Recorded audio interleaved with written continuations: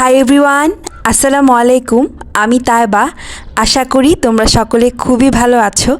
আজকে সকালে ঘুম থেকে উঠেই আমি একটা খুব মজার কফি বানাতে বসছি।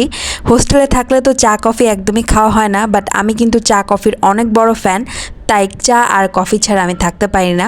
তো আজকে বানাচ্ছিলাম কফি। প্রথমে কফি এবং চিনিটা ভালো করে বিট করে নিয়ে ফোম বানাই, এরপরে গরুর দুধ দিয়ে এরকম একটা মজার কফি বানাইছিলাম।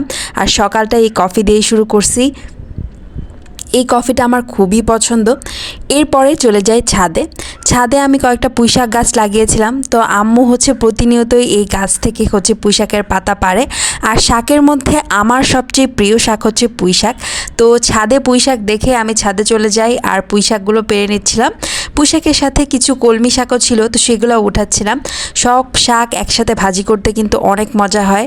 আর এই কচু গাছটা, আমরা একটা কচু খাইছিলাম, ওইটা লাগাইছিলাম, কত বড় বড় পাতা হয়েছে, দেখতেও সুন্দর লাগছিল। তো ছাদে যত ছোট পুঁইশাক গাছ ছিল, তো সবগুলো আমি একদম কেটে নিচ্ছিলাম। এরকম করে কেটে দিলে আবার গাছটা বড় হয়ে যায়, আর না কাটলে নষ্ট হয়ে যায়, যার কারণে আমরাও ছোটো থাকতেই কেটে নেই। এরপরে কাটতে কাটতে মোটামুটি এক ঝুড়ি পুঁইশাক পাইছি। আর এই পুঁইশাকগুলো ভাজলে অনেক অনেক বেশি মজা হয়। বাসায় নিয়ে আসার সাথে সাথে আমি এই পুঁইশাকগুলো ভালো করে ধুয়ে নিয়েছিলাম, কারণ আজকে আমি ভাবছি যে এই পুঁইশাকগুলো দিয়েই ভাত খাবো। তো ভালো করে ধুয়ে আমি কেটে নিচ্ছিলাম। আর এগুলো আমাদের ছাদে হওয়াতে খুব একটা ময়লা ওর মধ্যে ছিল না, আর খুবই টাটকা একদম কচি শাক। এগুলো ভাজি করলে যে কি মজা লাগবে। তো আমি এখানে শাক ভাজি করছিলাম। শাক ভাজি করার জন্য প্রথমে আমি মরিচগুলো কড়াইয়ে দিয়ে ভালো করে ভেজে নিচ্ছিলাম। এরপরে বেশ অনেকগুলো পেঁয়াজ আর রসুন কাটে নিলাম, যেগুলো আমি ভেজে নিচ্ছি। পেঁয়াজ রসুন বেশি দিলে শাক ভাজি কিন্তু অনেক মজা হয়। কিছুদিন আগেও আমি শাক ভাজি বা কোনো ধরনের রান্না অত একটা পারতাম না, বাট ইদানিং রান্না করতে করতে আমার হাতের রান্না আসলে আগের থেকে ভালো হচ্ছে। তো এই শাকের পেঁয়াজগুলো ভাজার পরে আমি এখানে শাকগুলো যেগুলো কেটে ধুয়ে রাখছিলাম সেগুলো দিয়ে দিলাম।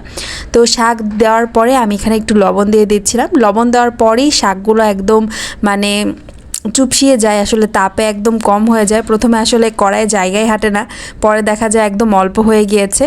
আর আমার কিন্তু শাকের মধ্যে পুঁই শাক অনেক বেশি পছন্দ। অন্যান্য শাকও আমার ভাল লাগে, তবে পুঁই শাক সবচেয়ে বেশি ভালো লাগে। আর এরকম টাটকা পুঁই শাক তুলে ভাজি করলে সেটা যদি গরম ভাতের সাথে খাওয়া যায়, সেটা একদম অনবদ্য একটা রেসিপি। আর এই তো শাক রান্না শেষ। শাকটা দেখতেও কিন্তু একেবারে সবুজ সবুজ হয়েছে, আর খাইতেও অনেক মজা। শাক রান্নার সাথে সাথে আমি গরম ভাত নিয়ে নিছি, এর সাথে গাছের শাক এখন খেয়ে নিব। খাইতেও অনেক ভাল লাগতেছিল। এমনিতে শাক, আমার পুঁই শাক সবচেয়ে বেশি পছন্দ। আর এরকম গাছের টাটকা যদি হয়, সেটা দিয়ে কিন্তু খাওয়া অনেক ভালোই হয়। আজকের ব্লগটা এই পর্যন্তই।